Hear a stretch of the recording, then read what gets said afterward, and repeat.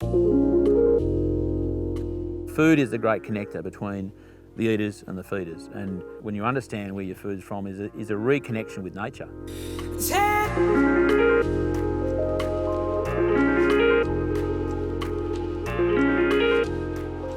Well, I think it's important that consumers understand where their food's from for a couple of reasons. One, just having informed choice and making informed decisions about what they're feeding themselves and their family. You know, being able to put on their table at night something that they at least understood how it was produced, and ideally where it's come from, and even better still, knowing the farmer that actually produced that steak or that chop. You know, that to me is one of the most important things about what I do is adding not just the financial value to what we're doing from our point of view, but adding value to how people see our food.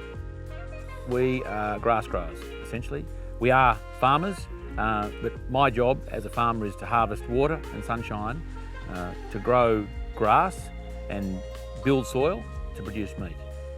The healthier the soil is, the better the grass that you'll grow, the more diverse the species you can grow in that landscape, providing animals, sheep and cattle, with a smorgasbord of food, basically. And we know there's a lot of science around this, that the more diverse a diet is for humans as well, and mammals and sheep and cattle, the healthier they are.